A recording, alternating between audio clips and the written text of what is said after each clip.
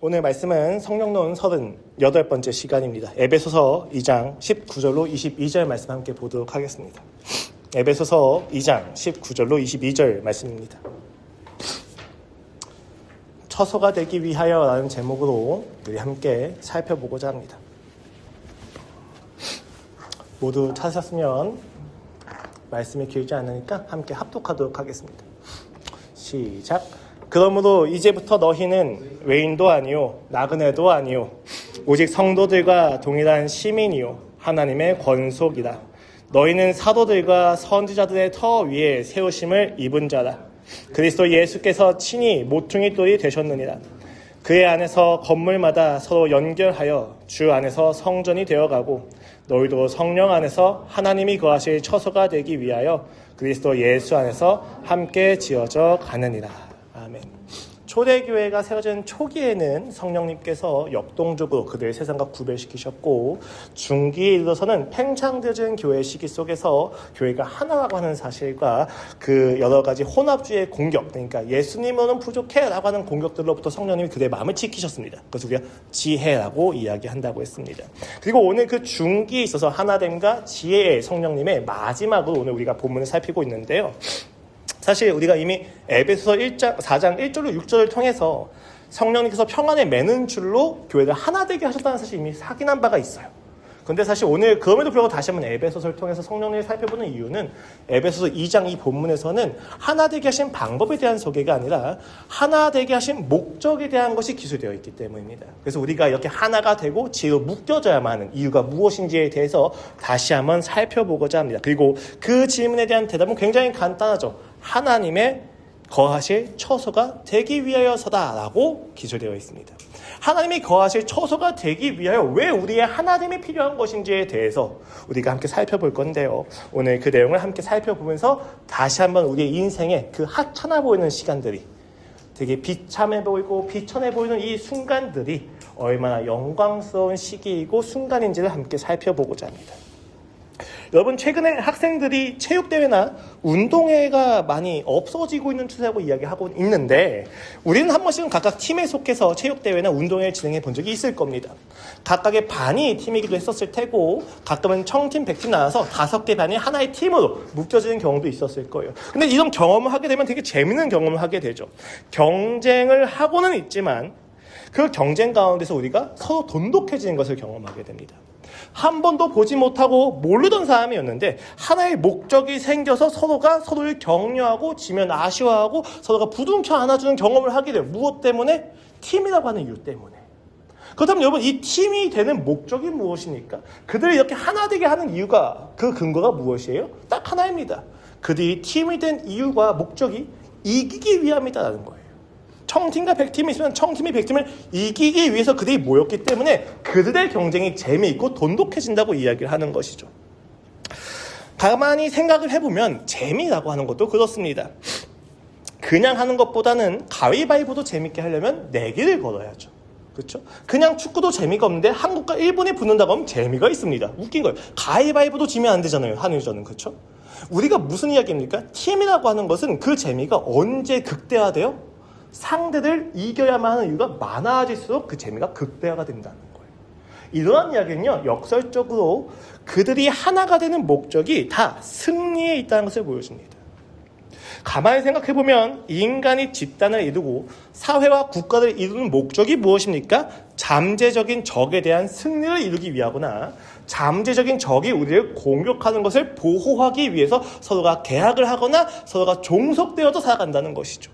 우리가 집단을 이룬다는 것, 팀을 이룬다는 것은 곧 그 목적에 외부에 적이 있다는 것을 상정하고 있다는 거예요. 그런데 오늘 성경을 보시면 아주 놀라운 선언이 있죠. 무엇입니까? 이 교회라고 하는 한 팀은 이기기 위해서 있는 게 아니에요. 이미 이기신 예수님 때문에 있는 공동체인 거죠. 그래서 이 팀의, 이 공동체의 목적은 이기기 위함이다, 보호받기 위함이다가 아니라 하나님이 거하실 처소가 되기 위하여 너희가 하나가 되었다 라고 이야기를 한다는 것입니다. 세상과 너무나도 다른 이야기의 한 공동체가 있다는 것입니다. 적이 없어도 우리를 영원토록 하나로 묶어내시는 성령님의 놀라운 사역과 그 목적을 우리가 함께 살펴보면 우리는 자연스럽게 우리의 일상의 순간들과 단편에서도 영원한 기쁨을 누릴 비결을 찾게 될 것입니다. 여러분, 인간은요, 때로 자기의 인생을 매우 초라하게, 비루하게 생각을 할 때가 있습니다. 실패라고 하는 거죠. 이게 참 무서워요. 혼자 있을 때는 직장이 있느냐 없느냐 여부를 따지기 시작하고, 그 이후에는 그 직장에서 그 호봉과 혹은 연봉이 얼마인지를 비교하기 시작합니다. 그리고 결혼 여부를 따지게 되고요. 결혼을 하게 되면 집의 평수와 차의 등급을 따지기 시작하죠. 어느 정도 갖추어져 있으면 그때부터는 자녀를 낳게 되고, 이 자녀를 내가 얼마나 잘 길러내는지 다 이제 경쟁하기 시작하죠. 그래서 자녀를 얻게 되는 순간부터 집의 평수가 중요하지 않아요. 학세권인지가 중요하게 되는 것이지. 되게 웃기게 됩니다. 이렇게 인생이 계속 가다 보면 그 종착점에서는 내 자녀가 얼마나 좋은 사람이 되었는지 자랑하게 되는 이상한 경쟁으로 끝나게 됩니다. 끊임없는 경쟁과 끊임없는 비교가 그들을 압박하고 있다는 것이죠. 우리 이 끊임없는 경쟁의 구간 속에서 경쟁의 평균치를 나름대로 정하고, 그 평균에 미치지 못하면 좌절하고 절망합니다. 그리고 그 평균을 넘어선다고 생각하면 자부심을 가지고 살아가는 거예요. 자부심을 가지고 살아가다 다시 평균 밑으로 들어가게 되면은 다시 그 모든 인생이 무너지기 시작하는 이상한 인생을 우리가 살아갑니다. 그리고 그 평균치에 미치지 못하는 인생인 게 확인되었을 때 우리는 우리가 성실을 다하고 노력을 다하고 있는 이 현실을 매우 초라하게 생각합니다. 이게 뭐야? 내가 고작 이것을 위해서 이렇게 많은 열심을 다하고 살아가고 있는가? 라고 생각이 든다는 것이죠. 당시에 1세기 소아시아 교회는 더욱더 그러했습니다. 예수 그리스도의 하나되심, 충분하심을, 믿음을 가지고 나아가고 있는데 세상은 조롱을 해요.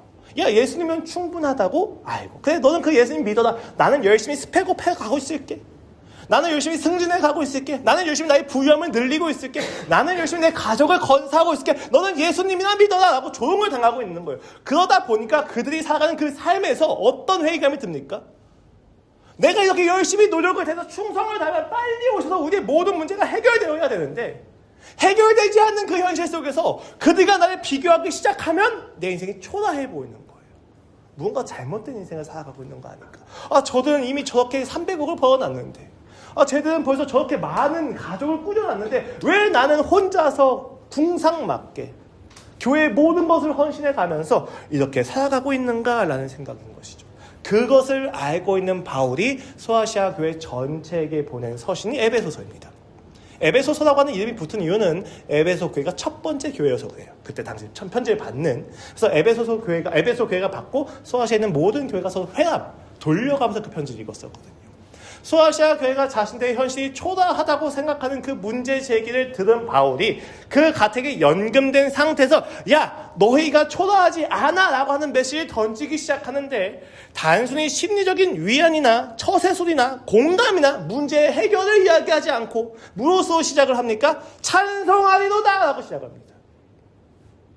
그들이 초라하다고 이야기하는 그 현실 앞에서 야, 초라하지 않아 하고 설득하지 않아요. 1장 3절을 보시면요, 찬송하리로다 하나님 곧 우리 주 예수 그리스도의 아버지께서 그리스도 안에서 한에 속한 모든 신령한 복을 우리에게 주시되라고 이야기하면서 14절까지 교회에 대한 이야기를 합니다. 너희가 초라하다고 하는 그 현실이 결코 초라하지 않다는 사실을 내가 보여줄게. 근데 내가 그 얘기를 할 건데 내가 너희한테 할 이야기를 생각하다 보니까 너무너무 아름다워서 찬송으로 시작하게 된다라는 거예요. 너희가 그토록 초라하다고 하는 그 현실이 내겐 찬송을 불러일으키는 하나님의 놀라운 열매로구나 라고 그가 시작을 한다는 것입니다. 그 찬송하리로다라고 하는 바울의 그 고백을 찬양에 들은 에베소 교회는 이제 바울의 논지가 무엇인지 집중하기 시작하는 거죠. 아니, 이 현실이 뭐가 그렇게 찬송이 가득한 현실입니까? 라고 묻는 거예요. 그렇게 1장에서 3장까지 내용이 쭉 이어져 가는데 구조가 좀 재미있습니다, 여러분. 1장에서 3장을 보시면요, 두 가지의 과거가 대조되고 있는 걸 볼 수가 있어요. 첫 번째 과거는요, 1장 4절에서 말하는 것처럼 창세 전에 하나님이 이렇게 구원을 계획하셨다라고 하는 내용들이 담겨져 있어요. 그러니까 첫 번째 과거가 나오는데 과거에 대한 언급이 창세 전으로 가게 됩니다. 삼위일체 하나님께서 너희를 창조하기 전부터 가지고 계신 원대한 꿈이 있으시고 계획이 있으셨단다라는 이야기를 하는 것이죠. 그 계획을 따라서 성자, 성령, 성부 하나님이 서로 참여해서 구속사역을 이루시고 교회가 세워졌다는 것입니다.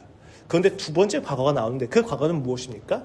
그렇게 아름답고 위대하고 장엄한 과거하고는 대조적으로 우리가 마주하고 있는 현실을 이야기하는데 뭐라고 이야기해요? 허물과 죄로 죽었던 시기다라고 이야기합니다. 2장에서는 1절에서 이렇게 이야기를 해요. 그는 허물과 죄로 죽었던 너희를 살리셨도다.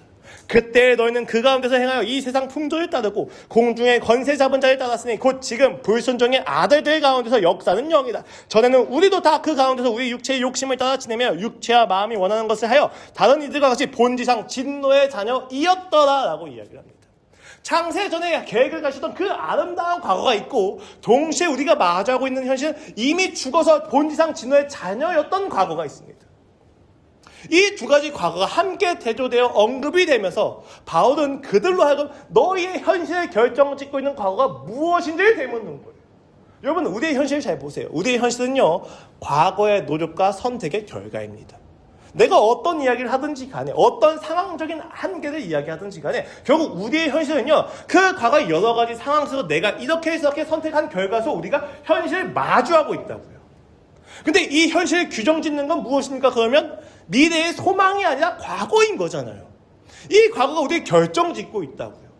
근데 그 과거가 우리를 결정짓는 것에 바울이 무엇을 이야기하는 겁니까? 상처와 아픔과 고통과 실패감과 실수와 수치로 번복되어지는 이 과거를 이야기하는데 그거에 앞서서 창세 전에 이미 하나님이 너희를 아름다운 교회로 예정하셔서 계획하고 계시단다를 이야기하면서 너희의 현실을 왜 아름답지 못한 비참함으로만 바라보느냐라고 이야기 던지는 거예요.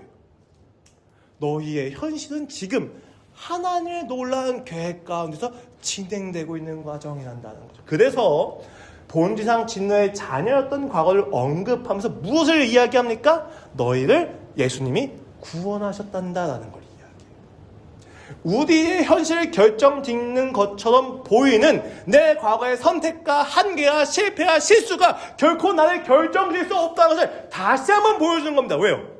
내가 저질렀던 모든 부정함과 수치성을 그 이전에 계획하신 하나님의 계획에 의해서 성자 예수님이 오셨을 때 그 모든 수치를 다 극복하게 하셨다는 거예요. 그러니까 너희의 현실을 너희의 선택과 부족함만 가지고 결정짓지 말아라 라고 이야기를 하는 겁니다. 우리는 어떻습니까? 우리는 우리의 현실을 어떻게 규정하고 있습니까? 내가 가지고 있던 아픔, 고통, 상처가 이미 나를 결정지었어. 내가 이때 했던 잘못된 선택 하나가 나의 인생을 이미 망가뜨려 버렸어. 내 과거에 나에게 고통을 줬던 그 사람만 없었더라면 나의 인생이 이렇지 않았을 텐데라고 우린 끊임없이 과거에 매달려 있는데 바울이 무엇을 이야기합니까? 야, 근데 너의 실수와 잘못과 이 세상의 악함 이전에 하나님이 계획하신 그 계획이 너희를 결정하고 있다는 건 알고 있니? 그 계획하심 앞에선 지금 너희 이 모든 수치마저도 종국에는 간증이 될 거라는 것을 너희는 알고 있니?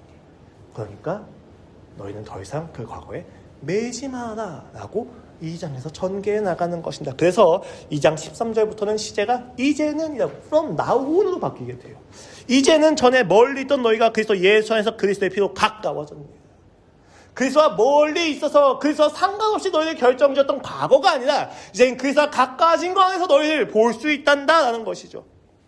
시제가 바뀌고 이제 그리스도는 예수님과 함께 하늘에 앉아 함께 교회를 지켜간다고 진행형으로 표현되고 있습니다. 3장에서는 이렇게까지 이야기하죠. 이는 이제 교회로 말미암아 하늘에 있는 통치자들과 권세들에게 하나님의 각종 지혜를 알게 하려 하심이니 곧 영원부터 우리 주 그리스도 예수 안에서 예정하신 뜻대로 하신 것이라. 우리가 그 안에서 그를 믿음으로 말미암아 담대함과 확신을 가지고 하나님께 나아감을 얻느니라. 이제는 다르다는 겁니다. 내가 그 복음을 들었고 그 복음을 믿는 그 순간부터 우리는 초라함에 매몰되어져가는 인생이 아니라는 것이죠. 나의 선택에 의해서 한계 지어지는 인생이 아니라는 것입니다. 창세 전에 나를 계획하신 그 하나님의 놀라운 계획 가운데서 나는 창조의 목적을 다 쌓여져 가고 있는 인생이라는 것이죠. 전혀 다른 인생을 이야기하는 겁니다. 그러니까 간단한 이야기죠. 너희는 결코 초라하지 않단다라는 것이죠. 그리고 그러한 맥락에서 오늘 본문은요, 교회의 필요함과 비참함과 초라함이 그러면 왜 있어야만 합니까? 라고 하는 질문에 대한 대답이기도 합니다. 분명 그 장엄하신 하나님의 계획이 있는데 왜 지금 나의 현실은 나의 선택에 제한되어져 있고 나의 상처에 의해서 초라하게 보일 수밖에 없는 현실입니까? 왜 하나님의 그 놀라운 계획에도 불구하고 이 고통과 악함과 비참함과 비도함을 내가 건너가야만 합니까, 주님? 이라고 하는 것에 대해서 오늘 본문이 대답을 해주고 있다는 것입니다. 그러한 맥락에서 우리는 오늘 본문을 같이 볼 필요가 있는데 오늘 본문의 메시지는 매우 간단해요. 무엇입니까? 우리는 지금 그리스도 예수 안에서 함께 지어져 가고 있다는 것입니다. 이미 지어졌다고 이야기하지 않습니다. 지어져 가고 있는 중이다라고 이야기를 하고 있죠. 이 지어져 감은 반드시 완성될 것이 확실한 하나님의 사역이기 때문에 우리에게는 이 모든 과정이 우리의 운명이 아니라 하나님이 우리를 끌고 가실 그 운명의 과정으로서 간증이 될 수밖에 없다는 것을 확인시켜주는 것입니다. 우리는요 종종 하나님의 일하심을 자판기에서 음료수를 뽑는 것처럼 생각할 때가 있어요. 돈을 넣고 누르면 나오죠. 하나님의 일하심이 내게 그렇게 보여야 된다고, 하나님의 응답하심이 나에게 그렇게 나타나야 된다고, 즉각 응답되어지고 결과로 산출되는 삼수나 어떤 코딩의 결과처럼 생각을 하는 것이죠. 그러나 하나님의 일은 우리의 생각과 조금 다르게 진행이 되고 있는 중입니다. 마치 사사기의 그 광기 아래서 룻이 하나님의 구속을 이어가는 것처럼 우리의 눈에 보이는 역사는 암울하고 하찮고 쓰레기 같고 인생 그냥 다 포기하고 싶은 것 보이진 않지만 하나님은 하나님의 일을 아주 조용히 그러나 고고하게 도도하게 이어가고 있다는 사실을 이야기하고 있는 것이죠. 그 확신이 있었을 때 뭐라고 이야기합니까? 함께 지어져 가는이다라고 이야기하는 것입니다. 이것은 지어져 가고 있는 거고 너희가 잘하면 될 거야가 아니에요. 이미 지어질 것이 완벽하게 결정되어 있어. 반드시 완성이 될 거야. 그러니까 지금 너의 이렇게 하찮아 보이고 홀로되어 보이고 아무것도 아닌 것 같아 보이는 이 현실들이 지금 지어져가는 과정이란다라고 오늘 본문은 이야기하는 것이죠. 이때 우리가 겪는 고통, 아픔, 상처, 실패는요 간증의 재료가 되고 하나님의 일하심을 드러내는 수단이 되어집니다. 이게 우리가 생각한 것 좀 많이 달라요. 내가 잘나고 얼마나 탁월하고 내 소유가 이만큼 많이 있습니다라는 것을 가지고 우린 하나님의 나를 증명하려고 하지만 하나님의 나를 세워가실 때는요 그 비루함과 빈곤함과 실패와 상처를 오히려 들어쓰십니다. 그래서 사역자가 상처가 없으면 오히려 곤란해질 때가 있어요. 하나님을 이야기하지 못할 때가 있는 것이죠. 내가 그들의 죽음을 다 먹고 그 죽음 때문에 곤란해하고 아파하는 그 시간이 오히려 설교의 재료가 될 때가 있다는 거예요. 누군가가 나한테 와서 상담을 합니다. 상담을 신청을 해서 여러 가지 이야기해요. 목사님, 전도사님, 제가 어떻게 해야 공부를 더 열심히 할 수 있습니까? 공부를 열심히 할 수 있는 방법을 1, 2, 3를 가지고 쫙 이야기를 해줍니다. 그리고 세상의 모든 자기개발서를 다 넣어줍니다. 우린 그것을 설교라고 이야기하지 않고 간증이라고 이야기하지 않습니다. 우리가 그런 삶을 향해서 간증을 하고 설교를 할 수 있다면 그 내용은 무엇입니까? 나도 공부가 하고 싶은데 답은 아는데 해야 되는 것은 아는데 되어지지 않는 현실 가운데서 열심히 몸부림쳐서 싸워가다 보니까 이런 하나님을 알게 되었다. 그 하나님을 알게 되니까 내가 오히려 이 공부를 안 하게 되더라. 다른 공부를 하게 되더라. 근데 나는 무엇을 자랑하냐? 그 하나님을 자랑한다 라는 것이죠. 그래서 여러분 우리의 간증은요 내가 하나님을 열심히 믿었더니 성공했습니다가 아닙니다. 그것은 자랑이죠. 우리의 간증은 무엇입니까? 내가 열심히 세상에서 나아가고 있는데 하나님이 나를 붙잡아서 나를 실패하게 하셨다. 근데 그 실패 가운데서 내가 하나님을 만났습니다. 내 실패가 여러분들에겐 초라해 보일지 모르겠습니다. 이 실패가 여러분에겐 욕먹을 수 있는 내용들일지 모르겠습니다. 그러나 전 이 실패보다 이 실패 가운데서 만나게 되는 하나님이 너무 귀합니다. 이게 간증이죠. 이 간증 앞에서 세상이 무릎을 꿇었다는 것입니다. 하나님이 이 땅에서 하나님의 나를 보이시는 방법이 무엇입니까? 그 놀라운 은혜에 대한 증언이라는 거예요. 내가 잘났다고 하는 것에 대한 자랑이 아니라 말입니다. 그렇다면 그는 우리를 어떻게 무엇으로 처서로 만들어 가고 계시는가? 라고 하는 부분을 조금 더 구체적으로 우리가 이야기할 수 있을 것입니다. 여러분 이 질문에 답하기 위해서요 우리는요 1세기 에베소라고 하는 도시의 풍경 가운데서 아데미 신전을 떠올려 보면 좋아요. 그 역사적으로 8대 불가사의 중에 하나죠. 아니 어떻게 이 시대에 이렇게 놀라운 건축물을 세울 수 있지? 아데미 신전입니다. 그 아데미 신전을 일으킬 때 이 신전을 바치고 있는 기둥들은 모두 다 쓸데없거나 흠이 가득한 게 아니라 완벽하고 흠이 없는 대리석 기둥들을 썼었어요. 최고의 작품을 만들기 위해서 최고의 재료를 썼다는 것입니다. 완벽하고 흠이 없는 고급 재료였죠. 오늘날 우리의 말로 따져볼까요? 다시 바꿔볼까요? 스펙이 좋고 협업을 잘하고 인격이 좋은 고학력자들의 모임을 만들어서 교회라고 이야기를 하는 겁니다. 그런데 소아시아 교회 성도들의 현실은 어떠합니까? 화려하고 웅대한 신전 대신에 초라하고 조금 작고 땀 냄새가 가득한 가정 안에서 직장의 현장에서 그들이 모이기 시작합니다. 물론 고린도교회처럼 예외적으로 좀 큰 가정을 지니고 있는 사람들도 있었어요. 그들은 되게 큰 집을 가지고 있었고 노예들도 있어서 함께 모이는데 문제가 없었다고 우리가 이야기 종종 많이 합니다. 그런데 동시에 정말로 좁고 정말 일터에서밖에 만날 수 없는 자들도 분명히 있었거든요. 그럼 이게 무슨 이야기예요? 세상의 다른 이교도나 종교들은 신전을 막 자랑해요. 야, 이게 하나님을 만나고 이게 신을 만나는 장소지라고 자랑을 합니다. 근데 교회는 숨어서 보이지 않게 가장 하찮은 일상의 자리에서 예배를 드리고 있었다는 것을 의미합니다. 굉장히 대조적인 것을 보여주는 것이죠. 심지어 그 가정에서 어떤 구성원들이 있었습니까? 서로를 짐승 취급하던 유대인과 이방인이 함께 있고 말 하나로 그를 통제했던 주인과 노예가 함께 앉아 있습니다. 이런 이들의 모습은요, 최고급 대리석이 아니라 이리저리 깨지고 모난 건축 폐기물들이나 돌덩이가 모여있는 것처럼밖에 보이지 않는다는 것이죠. 세상의 이교도나 로마 황제하고는 너무 다른 모습의 공동체가 있었다는 것이죠. 근데 이 바울은요, 이 깨지고 모난 자들을 향해서 이와 같이 이야기합니다.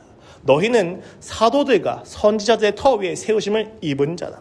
그래서 예수께서 친히 모퉁이 돌이 되셨느니라. 그의 안에서 건물 받아 서로 연결하여 주 안에서 성전이 되어가고.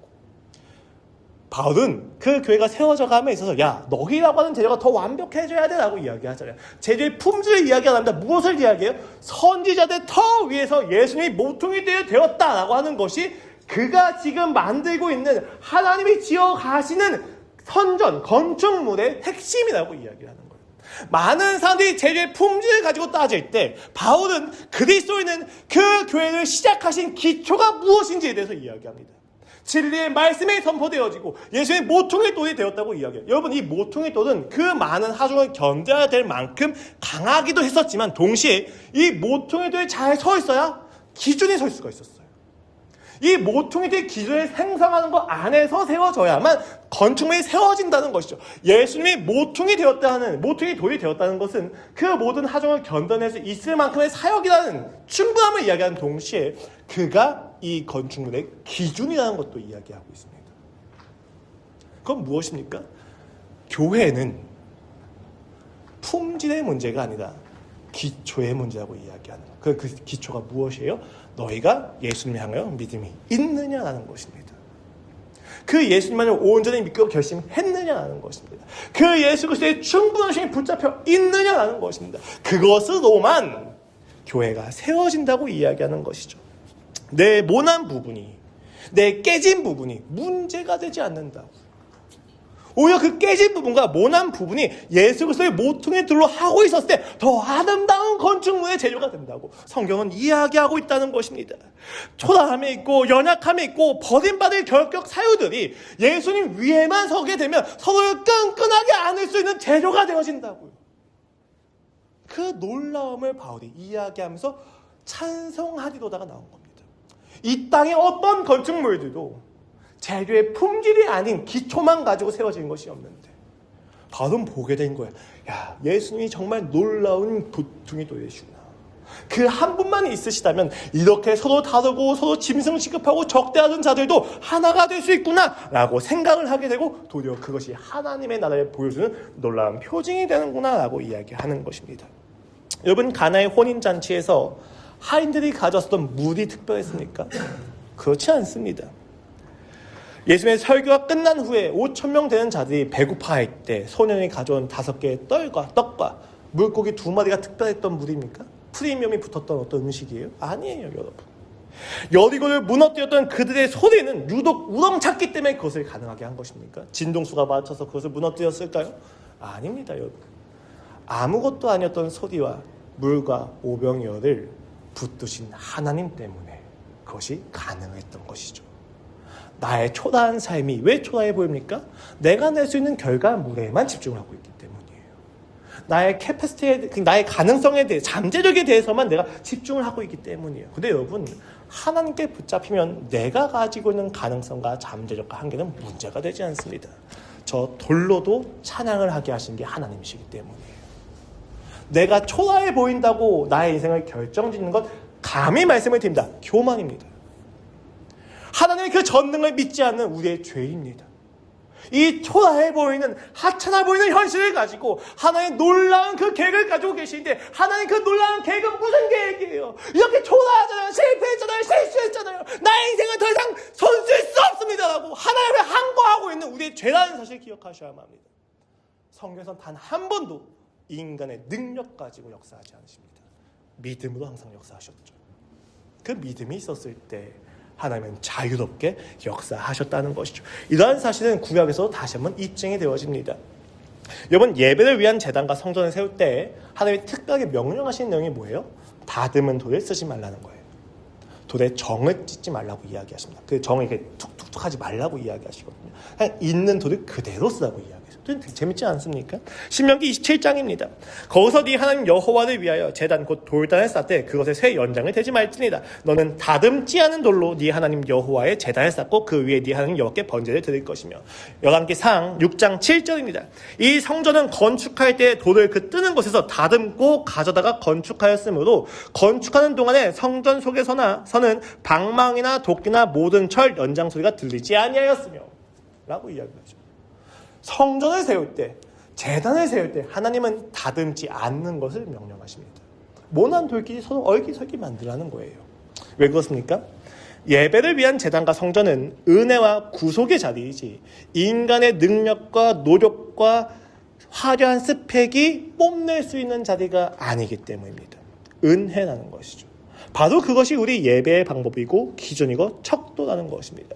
우리 스스로를 깎고 다듬어 세상의 기준에 맞는 완벽한 외형을 갖춰야만 하나님이 성전을 쓰는 것이 아니라 우리의 상처난 모습과 모난 성격과 실패의 자국이 있는 투박한 모습 그대로 부르셔서 그것을 하나로 접착제로 붙여버리시는 거예요. 어떻게 가능하십니까? 예수님이 모퉁이 돌이 되셨기 때문에 가능합니다. 나의 자격과 조건이 아니라 예수 그리스도의 자격과 조건을 의지했을 때 우리는 우리의 모습 그대로 쓰는 것이 도리어 하나님 나라의 놀라운 은혜의 실성을 보여주는 방법이라는 사실을 깨닫게 되고 찬양을 하게 되는 거예요. 그러니까 바울이 뭐라고 이야기합니까? 바울 선생님, 우린 초라합니다. 우린 더 이상 버틸 수 없습니다. 세상하고 우리를 비교할 때 우리는 무언가 잘못 믿는 것이 분명합니다. 유대교로 돌아가야 될 것 같아요. 이교도와 혼합을 해야 될 것 같아요 라고 이야기할 때 바울이 이야기합니다. 찬송하리로다. 그렇지 않답니다. 이렇게 부족하고 지금 나에게도 대들고 불만을 토해는 너희의 모습들마저도 하나님이 하나도 묻고 계시단다 라고 에베소서에서는 이야기하는 거예요. 놀라운 하나님 나라의 관점에서 교회의 이상향. 왜 이걸 이야기합니까? 이 이상향에 닿기 위해서 너희가 열심히 해라가 아니에요. 이 이상향이 확보되어 있으니까 너희는 너희의 현실에 좌절하지 말아라는 것입니다. 우리 눈에 보이는 것에 좌절하지 말라는 겁니다. 여러분, 놀라운 사실은요, 우리는 생각보다 보이는 것에 굉장히 취약합니다. 성공을 따져보면 무엇을 가지고 성공을 판단합니까? 그의 내적인 성숙? 아니에요. 눈에 보이는 그의 외향과 모습들에 우리는 취할 수밖에 없죠. 내가 사람을 뽑아야 된다고 이야기하면 그 사람의 내면까지 다 알고 나서 뽑고 싶습니까? 그러고 싶지만 안 되잖아요. 그래서 뭐 해야 돼요? 서류를 봐야 돼요. 대학을 봐야 되는 거예요. 이것이라도 봐야만 알 수가 있다는 거예요. 인간은 인간을 알 수가 없고 인간이 인간을 알아야 시간이 너무 많이 필요하잖아요. 우리는 눈에 보이는 게 너무 취약합니다. 그래서 하나님의 나라와 신앙에 대해서 너무 취약하게 눈에 보이는 것으로 판단을 하게 됩니다. 교회를 20년 동안 해왔는데 성도가 한 명이다. 실패로밖에 보이지 않는 것이죠. 근데 성령님이 오시면요, 싹 사라지게 하십니다. 눈에 보이는 모든 것들을 싹 안 보이게 하시고 눈에 보이지 않는, 눈에 보이는 것들 결정지었던 예수님의 은혜만 보이게 하십니다. 그때 우리 눈에 보이던 착실은 다 사라지게 돼요. 내 눈에 착실 만들고 있었던 보이는 것들이 사라지게 됩니다. 성령님이 임하셨을 때 가능한 것이죠. 그렇기 때문에 우리가 기도하고 말씀을 본다는 것이죠. 그렇다면 왜 하나님은 그 화려한 대리석 신전을 버려두시고 이토록 상처가 많고 흠 많은 우리를 모아서 건물을 짓고 계시는 겁니까? 이 피곤하고 때로는 시끄러운 일상과 성전의 궁극적인 목적이 무엇입니까? 라고 이야기했을 때 오늘 본문은 22절에서 이와 같이 이야기합니다. 너희도 성령 안에서 하나님이 거하실 처소가 되기 위하여 그리스도 예수 안에서 함께 지어져 가느니라. 여러분, 종교학을 보면요, 멀치아 엘리아드라고 하는 사람은 모든 종교가 상향식이라고 이야기합니다. 이집트나 아시리아나 메소포타미아나 그 성전 건축물, 종교 건축물을 보면요, 다 하늘을 향해 있어요. 닿지 않는 그 하나님, 신을 향해서 우리가 닿아야만 한다고 하는 놀라운 노력을 성전을 통해서 보여주는 거죠. 그래서 이 성전을 중심으로 모든 마을이 다 형성이 되기 시작합니다. 인간은 스스로 신이 되기 위해서, 신을 만들어내기 위해서, 신을 만나기 위해서 살아가는 존재였다는 것을 잘 보여주는 종교학적인 증거라고 볼 수가 있죠. 그런데 성경은 좀 달라요. 기독교는 다릅니다.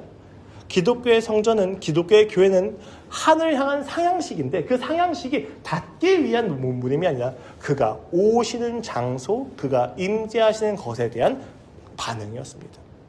그래서 우리는 성전이 없어요, 사실. 우리는 우리가 성전이 되어서 그의 임재가 이루어지게 됩니다.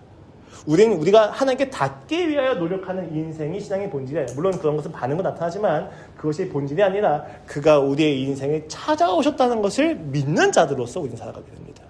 그것을 우리가 예수님의 성육신이라고 하죠. 어떤 신이 가장 하찮고 더러운 자들까지 오게 됩니까?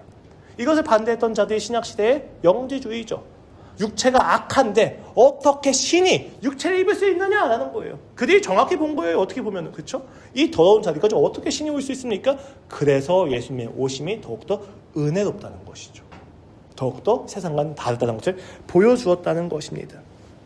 여기서 우리는 조금 이상한 점을 한 가지 발견하게 된다. 무엇이냐면 예수님을 믿고 구속받았을 때 내 안에 성령님이 이미 임하심으로써 우린 이미 하나님의 처소가 되었다는 사실이에요. 하나님의 처소가 이미 되었는데 왜 처소가 되기 위하여 지어져 간다고 이야기하고 있느냐는 것이 모순이지 않는가라고 생각을 하게 되는 것입니다. 우린 여기서 하나 되게 하시는 위대한 목적을 보게 됩니다. 여러분, 건축 현장을 보시면요, 벽돌 한 장 한 장이 이미 주인의 소유입니다. 신분으로서는 이미 소유가 되어져 있기 때문에 그것은 우리에게 정체성을 확고하게 해주는 것이죠. 우린 때도 저렇게 아빠를 찾지 못해서 헤매는 인생을 살아가지 않습니까? 저 아이가 지금 아빠를 찾지 못했다 할지라도 저 아이는 이미 윤우의 자녀예요. 소속이 확인되어 있는 거죠. 우리 벽돌도 그렇습니다. 그런데 이 상태 가지고 이미 우리가 지어졌다고 이야기하진 않아요. 주인의 소유가 되어 있는 그 벽돌이 함께 맞아떠서 지어져 갔을 때 그 결과로서 우리는 그 건축물이 세워졌다고 이야기하는 거죠. 이미 소유가 되었지만 이것을 가지고 함께 쌓여져 가야만 우리가 건축물이 되어진다는 것을 정확히 이야기할 수 있는 것이죠. 그렇기 때문에 바울은 다시 한번 이야기합니다. 너희가 이미 하나님의 자녀이지만 지어져 가는 과정을 통해서 마침내 그날에 하나님의 놀라운 그 완성물을 보게 될 거란다. 그러니까 오늘 너희가 지어가고 있는 그 현실 속에서 철거만 있고 벽돌만 쌓여져 있는 그 비참하고 볼 것 없는 것들에 좌절하지 마라. 이미 세워져 가고 있단다 라고 강하게 이야기한다는 것입니다. 이것을 저는 좀 더 구체적으로 이야기할 때 정체성에 대한 이야기라고 생각을 합니다. 여러분, 우리가요 함께 지어져 가는 과정 속에서 내가 실패하거나 돈이 없거나 세상과 비교했을 때 내가 좀 스펙이 꿀리는 것처럼 보이게 되면요, 우리의 정체성을 혼란하게 기만당하게 됩니다. 내가 하나님의 자녀라고 하는 정체성이 있으면 지금 나의 볼품없이 문제가 안 돼요. 근데 내가 지어져 가다 보면요, 다른 벽돌과 비교해보니까 저 벽돌이 좀 더 강해요. 경도가 좋아요. 좀 더 화려합니다. 그럼 내 정체성을 단지 벽돌로 생각하는 순간부터 나는 힘들어지기 시작합니다. 내가 지금 누구에게 소유가 되어 있는 벽돌인지를 알면 괜찮아지는데, 왜요? 어떤 결과를 가지고 어떤 과정이든지 간에 더 완성되어져 있는 그 아름다움이 있는데 그 아름다움에 내가 지금 소속이 되어서는 상관이 없는데 벽돌이라고 하는 기호 따로 떨어져서 세상의 다른 벽돌과 나를 비교하게 되면 나는 세상의 다른 벽돌들과는 비교했을 때 되게 부족하고 볼품이 없단 말이에요. 그러면 나의 인생에 혼란이 오고 기만이 오고 내 인생은 뭐라고 결정짓게 됩니까? 나는 실패해서라고 결정을 짓게 된다. 맞아요. 여러분이 내가 하나님으로부터 떨어져 있다면 우리 이미 실패한 게 맞습니다. 주 안에 있지 않고 주 밖에 있다면 우리에겐 정죄가 가득할 수밖에 없는 게 맞습니다. 그래서 그것을 회복시키기 위해서 바울이 뭐라고 이야기해요? 이미 함께 지어져 가는 중이다. 왜요? 무슨 이야기예요? 야, 너희는 벽돌 하나로 평가받는 인생이 아니야. 너희를 쓰시는 하나님 주인의 설계도로 평가받는 인생이야. 너희가 하나님께 소속되어 있다는 것을 부정하지 마라라고 하는 거예요. 그리고 바울이 생각할 때 나중에 세워지게 될 그 놀라운 건축물이 너무 아름답다. 찬송하리로다. 이 하찮고 볼품없는 것들을 가지고 이렇게 아름다운 결과물을 만드시다니. 하나님이 위대하시구나 라고 이야기를 던지고 있다는 것입니다. 그렇게 여러분, 우리가 성령님의 도움을 요청할 땐 무엇을 기도해야 합니까? 주님, 내 정체성을 확정짓게 하여 주시옵소서. 주님, 저는 벽돌이 아닙니다. 저는 주님의 소속된 벽돌입니다. 주님이 나의 주인 되신 벽돌입니다. 벽돌 하나로 내가 이 땅에서 쌓아놓은 것이 아닙니다. 이렇게 기도해야 되는 거예요. 내가 돈에 눌릴 때, 상황에 눌릴 때, 경제 형편에 눌릴 때, 나의 어떤 열매들과 능력에 눌리고 있을 때 주님 나에게 능력을 주세요 라고 하는 건 의미가 없다고요. 왜요? 벽돌의 능력이 많아져 봤자 벽돌이지. 오병이어의 그 오병이어가 10개의 떡으로 변한다고 해봤자 두 사람 정도 먹는 것이지 5,000명은 못 먹인다고요. 근데 내가 하나님께 손에 들리기만 한다면, 이 교회가 하나님이 주인 되기만 한다면 우리가 할 수 없는 것은 없게 된다는 것입니다. 그러니까 기도를 바꿔야 돼요. 능력 주시옵소서가 아니라 주님, 내가 주 안에서 소속된 것을 확인하게 하시고 그 안에서 나의 능력을 발휘하게 하여 주시옵소서. 내 능력과 소유가 다 주의 것이 되게 하여 주시옵소서. 그때 나는 이 땅에 눌리지 않고 당당하게 주의 이름을 말하고 증언하고 다닐 수 있습니다 라는 것입니다.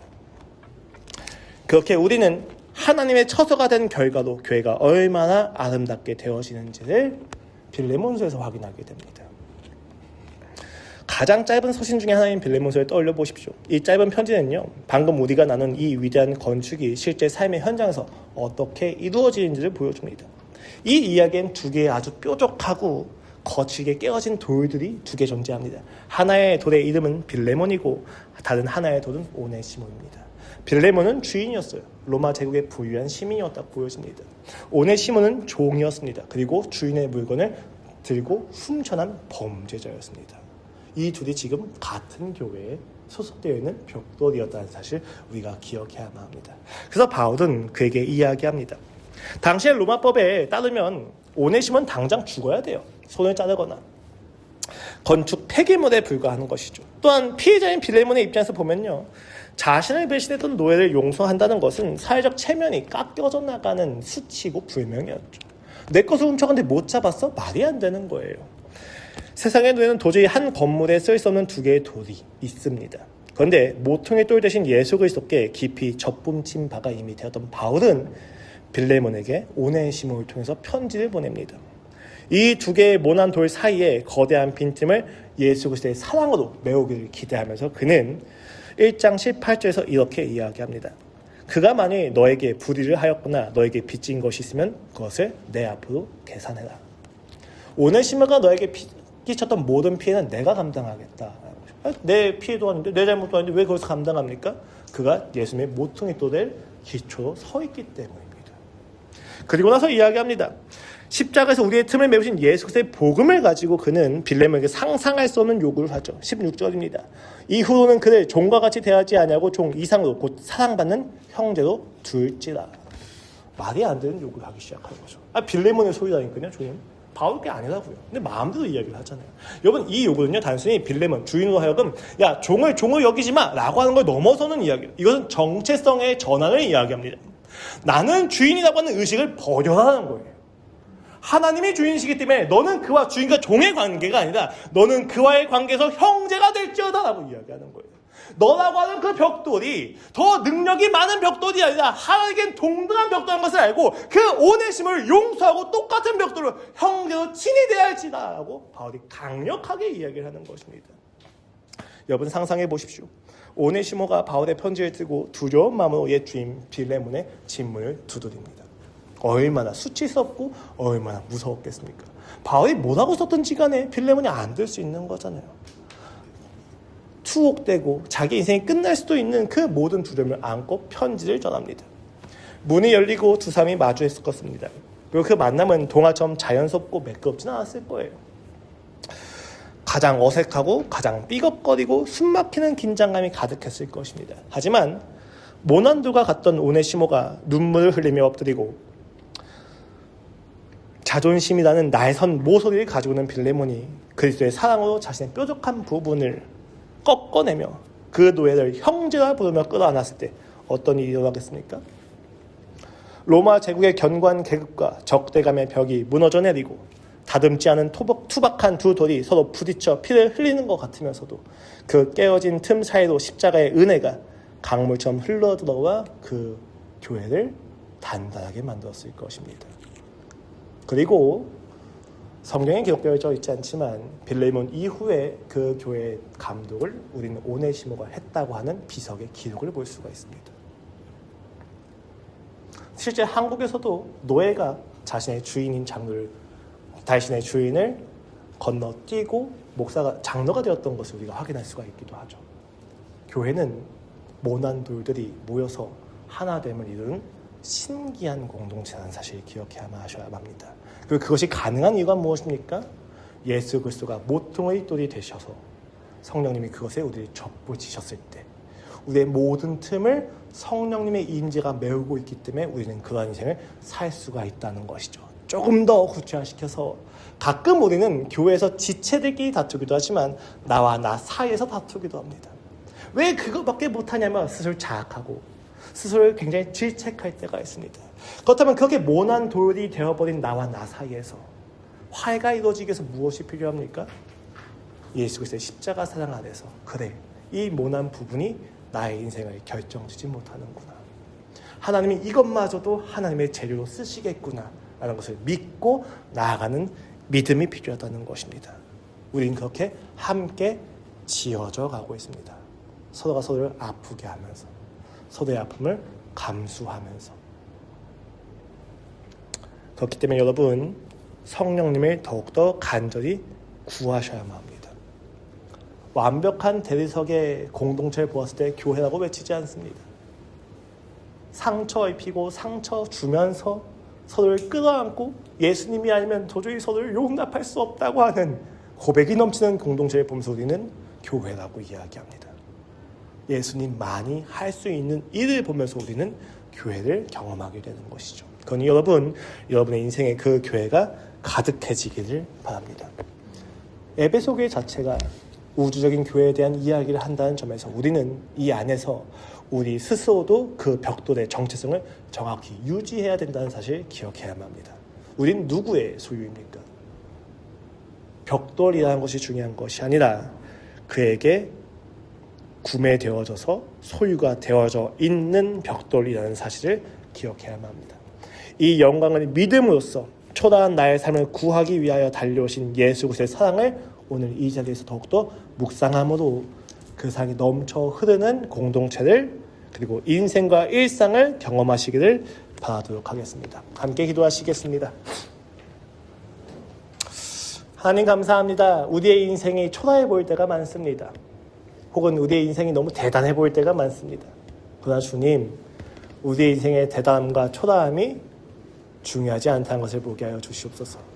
중요한 것은 나의 인생을 붙들고 있는 주인이 하나님이라는 사실입니다. 이 초라해 보이는 현실이야말로 그 놀라우신 하나님께서 장엄한 교회를 만들어내시는 과정이란 것을 눈을 떠 보게 하여 주시옵소서. 이 세상을 충만케 하시는 자의 충만으로서 우리가 서 있다는 것을 보게 하여 주시옵소서. 그 초라함을 만들어냈다고 생각하는 나의 한계, 나의 부족함에, 나의 실수에 실패를 운명시키려고 하는 관성을 이겨내고 주의 놀라움과 영원함을 믿는 믿음으로써 그리고 그가 다시 오실 거라는 사실을 기억하는 것을 통하여서 우리가 함께 지어져 갈 수 있도록 함께 하여 주시옵소서. 감사합니다. 주님, 예수님 이름으로 기도합니다. 아멘. 우리 함께 마지막으로 찬양하고 기도함으로써 예배를 마치도록 하겠습니다.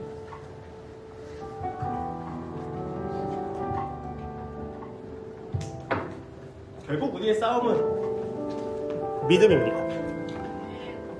결국 우리의 싸움은 내가 주님의 것이라고 생각하는 고백입니다. 그 믿음과 고백이 아니라면 우리는 이 싸움에서 결코 승리할 수 없습니다. 세상의 것을 더 많이 가져서 능력과 소유를 더 늘려서 세상을 압도하려고 하는 우리 모든 죄악된 관성과 경향성에 대하여 예수 그리스도의 이름을 선포하십시오. 오직 예수 그리스도의 이름으로만 우리가 이길 수 있다는 것을 믿음으로써 이번 한 주 다시 한번 힘을 다해서 주님께 달려가겠다고 결심하십시오. 그런 마음으로 함께 기도하고 예배하고 찬양하도록 하겠습니다.